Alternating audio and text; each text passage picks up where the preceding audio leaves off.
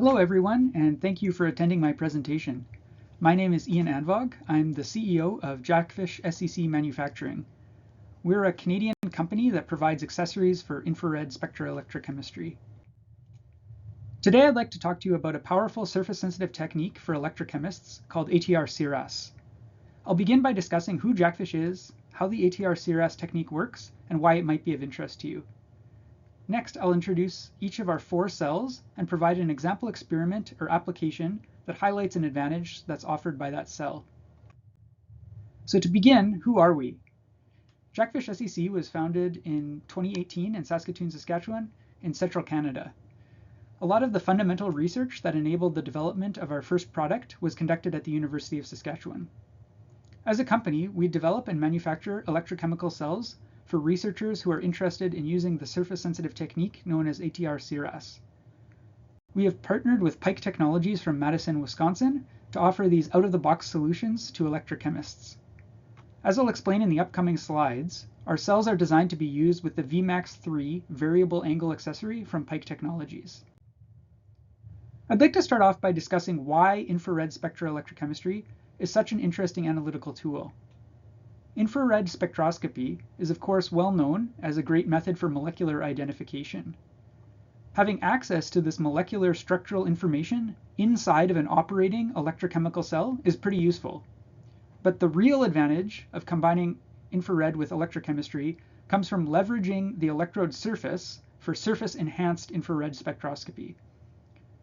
With surface enhancement, not only is it possible to identify which chemical species are present at an electrochemical interface, it also may be possible to gain insight into the structure of the electrical double layer and the orientation of adsorbates.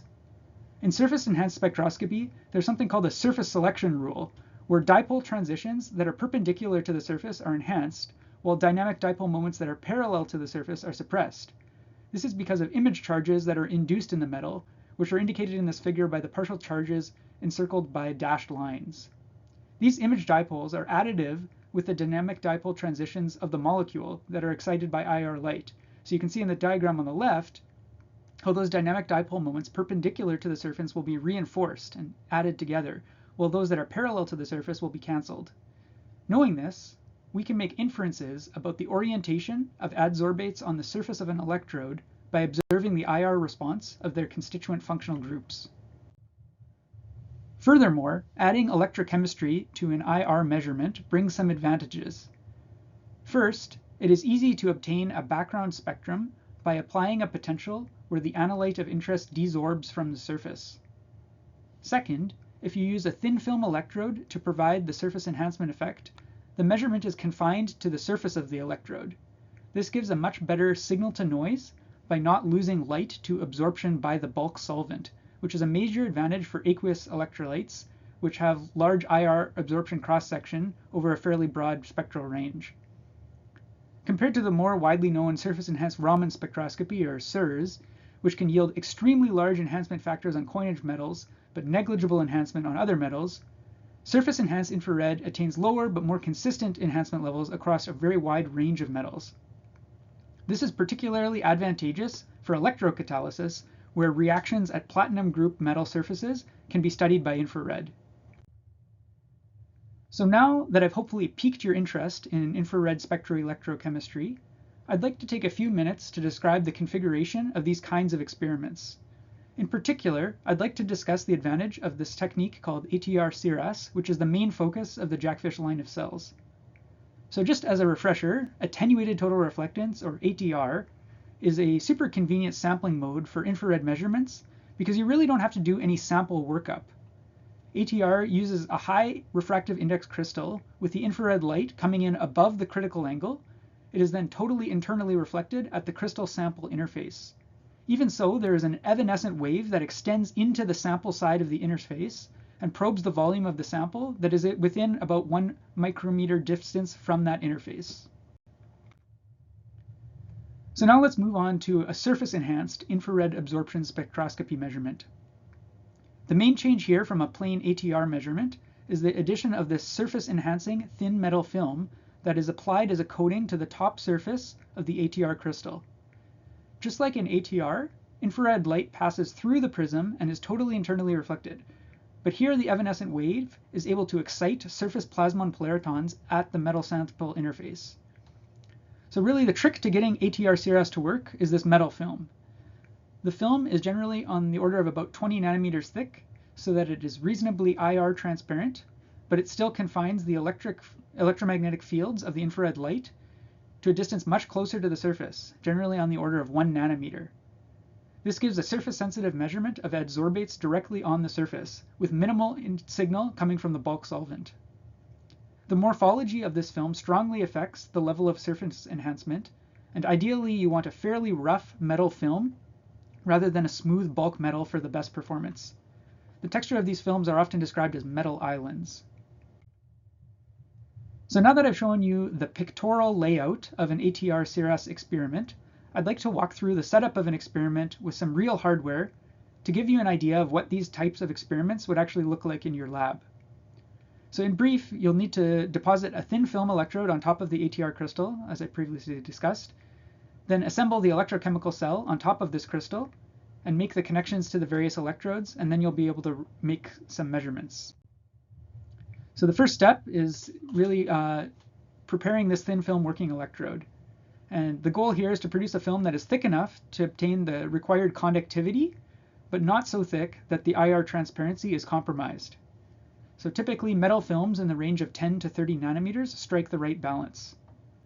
Not only is the thickness of the film important, but the morphology of the film has a major impact on the level of enhancement that you will observe. And the best enhancement comes from those films that are rough on the nanoscale with some void space, ideally with the metal filling fraction approaching the percolation threshold. You really just want to avoid a solid metal that is perfectly smooth. There are several different methods that can be used to successfully prepare these surface enhancing films.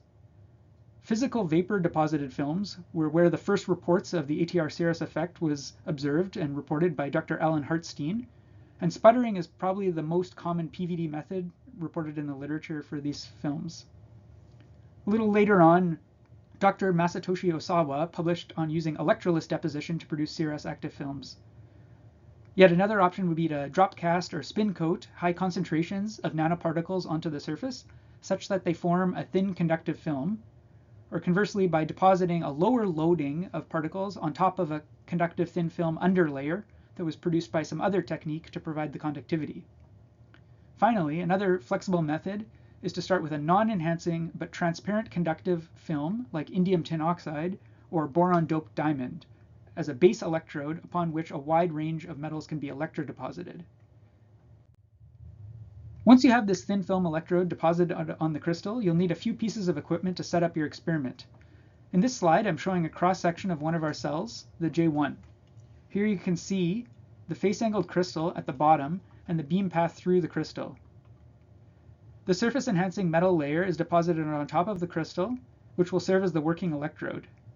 The conduction path of the film goes under the O-ring, up through this gold-coated pogo pin, and out to a stainless steel screw where the lead to the potentiostat working electrode connection can be made. The ATR crystal is suspended into the Vmax accessory by a holder that's not shown here.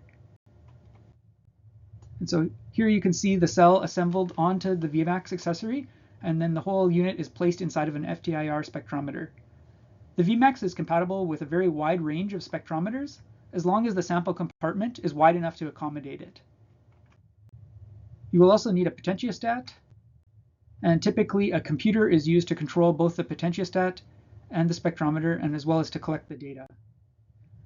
All of our cells have a standard 3-electrode configuration so that the potential can be measured between the working and reference electrodes, and the current path flows between the working and counter electrodes. Just to make it clear exactly how the measurement is carried out, let me walk through the most basic type of spectroelectrochemical experiment, a simple potential difference IR measurement. So first, a reference potential is applied to the working electrode and the background single beam infrared spectrum is collected. In this example, the cell contained 0.1 millimolar of methoxypyridine.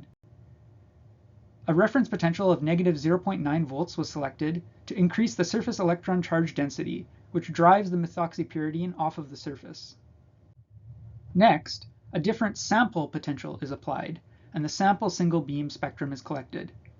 Here, a voltage of plus 0.3 volts creates a deficiency in the surface electron density, allowing the lone pair on the nitrogen of the pyridine to coordinate to the positively polarized surface by sigma donation. And so we get this single beam spectrum here. Spectra are typically reported as absorbance by taking the negative log of the sample single beam divided by the reference single beam. If a positive going absorbance peak is observed, one of two things may be concluded. Either there is a higher concentration of the analyte adsorbed at the surface, or that the dipole transition corresponding to that band is more perpendicular to the surface at the sample potential compared to the reference potential.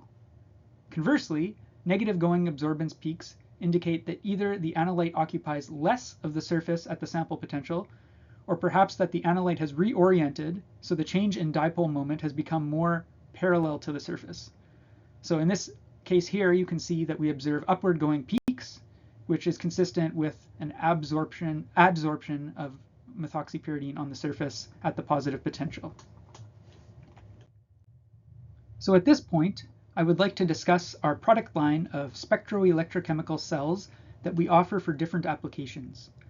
In the following slides, I'll provide a few details about each type of cell that we offer and how you might choose the most suitable cell for the experiments that could advance your research objectives. I've also selected an experimental result that was obtained with each cell type to give a concrete example application for that cell. The J1 is our flagship cell. It is designed to work primarily with aqueous electrolytes. It's built with glass and chemically resistant plastic, so that J1 is acid washable and provides excellent chemical stability under intense experimental conditions. The J1 offers a standard 3-electrode cell configuration. It comes with gas bubblers and a gas trap for sparging the electrolyte with inert gas.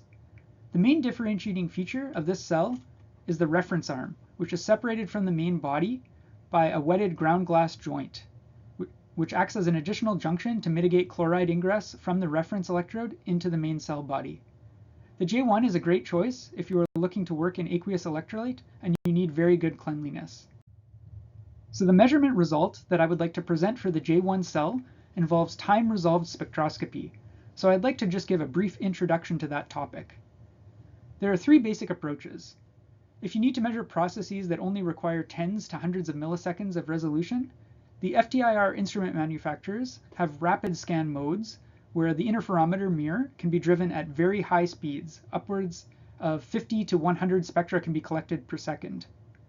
In order to measure processes requiring even higher temporal resolution, an alternate measurement mode called step scan can be used.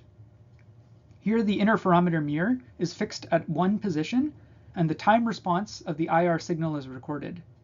The mirror is then stepped to the next position and the experiment can be repeated. These interferograms are built up by this point-wise method, which is only suitable for processes that are highly repeatable, since a single interferogram is built up from many separate repeated measurements.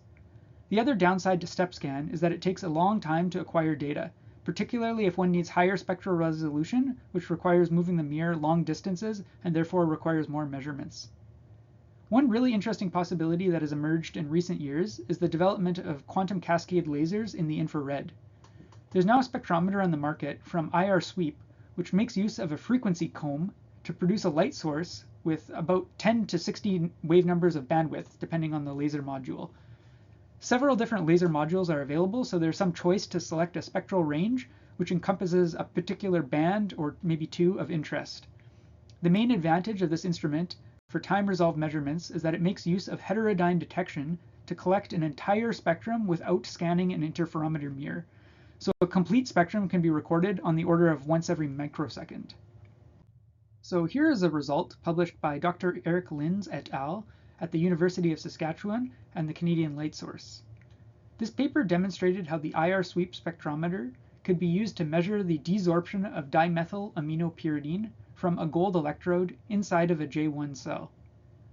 The potential was held at plus 0.3 volts for 15 seconds to adsorb a monolayer of the pyridine, and then the potential was stepped to negative 0.9 volts, and the spectra were collected as the pyridine desorbed.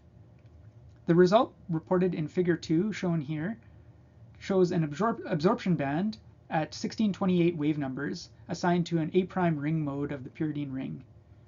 The speed of the desorption process measured by this experiment was actually rather slow and corresponded fairly well to the RC time constant of the gold film, which was about 10 to 20 milliseconds. To actually observe the processes occurring in the microsecond time range would require an ultra-micro electrode with a much faster rise time that didn't take so long to charge up. Even so, this result really nicely demonstrates the advantage of laser source instruments for high temporal resolution measurements. Achieving this level of spectral and time resolution at the signal-to-noise ratio that is achieved here is really impressive, and I'm keen to see how time-resolved IR spectroelectrochemistry will be applied to different research questions in the future. The next cell in our lineup is the J2, which is a simplified version of our J1 cell. The J2 offers a standard 3-electrode configuration without the bulky reference arm of the J1. It is suitable for organic electrolytes, but can also be used with aqueous electrolytes. It features a Teflon-faced silicone septum to enable Schlenk techniques when working with air-sensitive chemistry. If you want a more permanent gas sparging solution or want to avoid stainless steel needles, we also offer an optional add-on purge cap for a more permanent arrangement with the J2. The J2 is best for experiments with volatile solvents, or if you need high-frequency measurements where the additional reference junction of the J1 could cause a problem. The work I'd like to showcase using the J2 cell is a publication in Nature Catalysis by Dr. Anna Wutig's group at the University of Chicago. This paper looks at an electrophilic coupling between an organic halide and an aldehyde catalyzed by a silver surface. Since DMF was the solvent used for this reaction, the J2, with its O-ring sealed joints, was a good fit. This figure shows the reaction that was selected for the ATR-SEIRAS study in the paper. The organic halide is metacyanobenzyl chloride, shown in blue, and the aldehyde is para-anisaldehyde, shown in red. Under a set of reference conditions for the reaction, 3 products form, with only 36% yield for this desired alcohol product. The authors discovered that magnesium acetate greatly improves the selectivity of the reaction towards the desired alcohol product. For this reaction shown, they reported a yield of 94% for the alcohol when magnesium acetate was present, boosted up from just 36% without the magnesium acetate. The paper makes use of ATR-SEIRAS measurements to gain some insight into the mechanism for this improved selectivity. This is figure 3 from the paper, which I think showcases really nicely the richness of information that can be gleaned from an ATR-SEIRAS experiment. I'd like to walk through this figure and the published analysis to demonstrate the detailed information that can be obtained from ATR-SEIRAS measurements. The 2 reagents were added while applying a potential of minus 1.03 volts versus ferrocene-ferrocenium, and then the potential was stepped to minus 2.23 volts.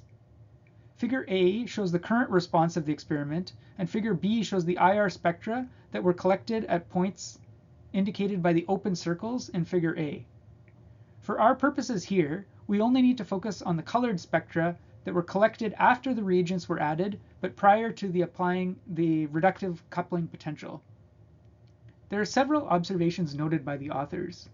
First, when the cyanobenzyl chloride is added, the cyano stretching band at 2231 wave numbers is observed at the same band position as the free reagent, so it can be inferred that this species is largely unbound. Second, when the para-anisaldehyde is added, a peak at 1604 wave numbers appears. This is assigned to the carbon-carbon stretch of the aryl ring, and what is noteworthy is that this value is blue shifted by about 6 wave numbers compared to the free reagent, which indicates an interaction of the aryl ring with the polarized silver surface. Furthermore, a carbonyl peak at 1701 wave numbers is not observed for the aldehyde in the presence of the silver surface, but it is observed in the bulk compound. As I mentioned earlier, according to the surface selection rule, changes in the dipole moment that are parallel to a conductive surface are suppressed by image charges induced in that surface. Therefore, the absence of the carbonyl peak in the IR spectrum is well explained by the surface selection rule if the aldehyde is adsorbed onto the silver electrode with a carbonyl oriented predominantly parallel to the surface. So by combining the aryl blue shift with the absence of this carbonyl peak, the authors were able to conclude that a side-on adsorption orientation of the para-anisaldehyde was the most likely configuration under the conditions of the reference experiment. So next, let's look at the data that was collected when the experiment was repeated in the presence of magnesium acetate. Here, the carbonyl peak at 1701 wave numbers is observed again, which indicates that the orientation of the dipole moment for this transition has changed to be largely perpendicular to the surface compared to the parallel orientation in the absence of magnesium acetate. In addition, the peak assigned to the aryl ring is no longer blue shifted from the bulk para-anisaldehyde, indicating a reduced interaction of this ring with the surface. From these experiments, the authors were able to demonstrate that magnesium acetate disrupts the interaction of the aldehyde with the electrified silver surface, thus increasing the amount of accessible aldehyde that was available at the surface for reaction. These results informed the mechanisms that they proposed in the paper for the catalyzed reaction in the presence and absence of magnesium acetate. Next up is our J3 easy electrochemistry EEL cell, which is our flow cell. It includes a platinum wire counter electrode and a user-serviceable silver-silver chloride reference electrode, so it's fast to get up and running making measurements with this cell. Additionally, the J3's internal volume is very small, under 3 milliliters, which makes it an attractive option for researchers that don't necessarily need flow capability, but who are interested in working with expensive electrolytes, such as ionic liquids. The result I'd like to show for the J3 was a study undertaken by Ariel Tirado under the supervision of Ian Burgess at the U of S. This work made use of the flow cell to electrodeposit a copper SEIRAS film on top of an indium tin oxide layer, and then assess its performance as an electrode for CO2 reduction. I'm actually not going to show any of the results for the electrochemical CO2 reduction. Instead, I want to focus on a small aspect of Ariel's work, which highlights the advantage of being able to easily exchange electrolytes using a flow cell. This capability is especially helpful in mitigating one of the major challenges to working with copper electrodes, which is preventing the copper from tarnishing. The flow cell allows the electrolyte to be swapped without ever exposing the copper film to air. Over the course of an experiment, electrolyte changes may be required for several reasons. In this paper, the SEIRAS film was produced by electrodepositing copper on top of a layer of sputtered ITO. So the initial electrolyte contained a copper salt. After some amount of electrodeposition, the copper-containing electrodeposition solution could be flushed out of the cell, and then a test solution containing a pyridine derivative could be pumped into the cell.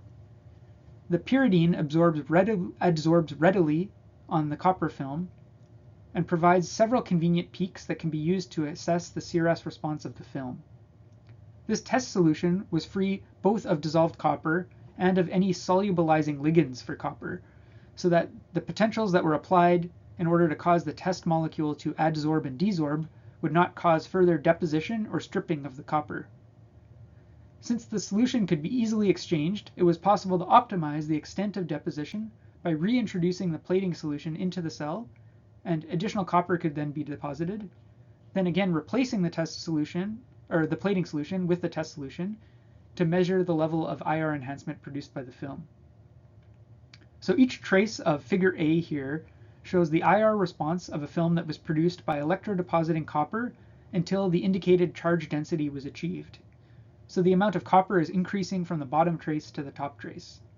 And figure B shows the integrated peak area of the 1509 wave number peak as a function of electrodeposited charge density, showing maximal enhancement at intermediate levels of copper deposition. I should also note that if deposition is carried out too far and the performance of the film suffers, it could be electrochemically stripped off and the deposition restarted from scratch without having to disassemble the cell. Once the film was confirmed to be working well, the electrolyte for the CO2 reduction experiment could be pumped into the cell. So the J3 flow cell was helpful for this work, not so much because it was needed to operate the cell under flow, but instead to readily exchange the electrolyte to be able to produce and then to assess the SEIRAS performance of an electrodeposited copper film without having it oxidized by contact with air. As of this recording, the final cell that Jackfish offers is the J4, which is an H cell. The two compartments of this cell are divided by a user-provided semi-permeable membrane. This can be helpful for preventing products created at one electrode from reacting at the other. The J4 features a quartz window that enables direct observation of the working electrode surface. The window can also be used to illuminate the electrode for photocatalytic experiments. Another unique feature of this cell is the inclusion of a low-profile magnetic stirrer, which allows users to investigate mass transport effects. The J4 uses a horizontally mounted Vmax, which eliminates the possibility of accidentally leaking electrolyte onto the mirrors of the Vmax. We can also configure the cell with a couple of fittings in place of the window if you need an H cell with flow capabilities.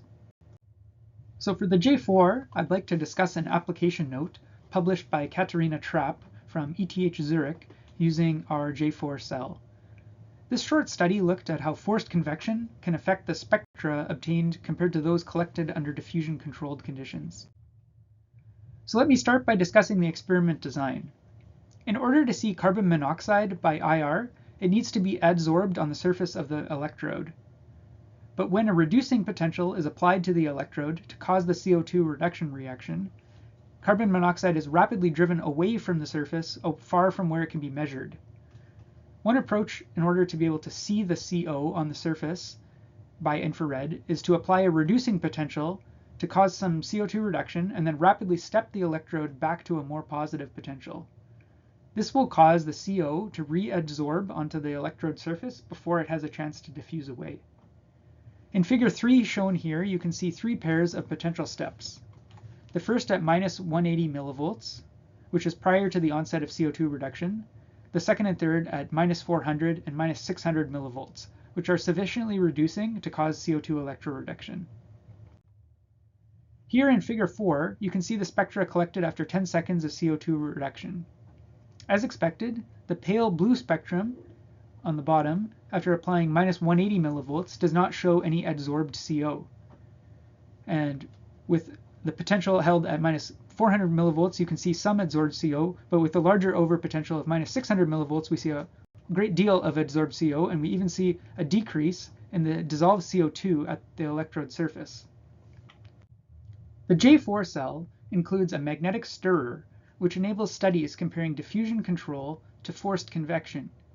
Here in figure 2, you can see how at a constant potential of minus 0.6 volts, the current decreases continually in the unstirred cell, while the current achieves a steady state when stirring is introduced. In the infrared spectrum, a decrease in the dissolved CO2 is not observed, even at the largest overpotential, as the stirring replenishes the CO2 at the electrode interface. Unlike in the unstirred experiment, CO2 has not been depleted at the electrode, which explains why the current achieves a steady state in the stirred experiment, as shown in figure 2. We also see a dramatically reduced adsorbed CO when the experiment is stirred, indicating that it is flushed away from the surface before it has a chance to readsorb. This result demonstrates the significant changes to the electrode microenvironment that are caused by forced convection, and raises a challenge when comparing experimental results that are obtained in cells with different geometries and different amounts of convection. To close out the presentation, I'd like to briefly discuss the internal reflection element options that we offer on our cells and how you might decide which option is most suitable for you. Each of the 4 Jackfish cells that I discussed are available in 2 different variants, depending on the type of internal reflection element that it accommodates. The 2 options are face-angled crystals and micro-machined wafers, and if you purchase one configuration and decide later on you want to use the other option, we offer adapter kits which replace the plastic cell base and crystal holder, but allow you to reuse the top part of the cell, including all of the glassware. If you're not sure which type of internal reflection element to use, I'll discuss some of the pros and cons of each. Face-angled crystals have a larger surface area and therefore can accommodate a large aperture for better throughput. These crystals are robust and can be easily reused by polishing. Pipe Technologies offers face-angled crystals with an anti-reflection coating, which improves optical throughput and thereby boosts the signal-to-noise ratio by a factor of about 2 compared to a crystal without the anti-reflection coating. The face-angled crystals are available in silicon, germanium, and zinc selenide. We generally recommend silicon as it has great chemical resistance and reasonable metal adhesion, but if you need to work in highly alkaline electrolytes, germanium is the better choice. Finally, if you need a wider spectral range, down to 525 wave numbers or so, zinc selenide is an option. It also enables a fairly straightforward electroless deposition procedure that could be attractive. The best use case for the FACs would be novice users or those who are wanting to deposit a film by electroless deposition. The largest size of the face-angled crystals allow them to be handled easier for polishing. We have also developed an electroless deposition fixture for the face-angled crystals that makes it easier to electrolytically deposit a film right up to the edges of the crystal. The other class of internal reflection element that is supported by our cells are micro-machined silicon wafers.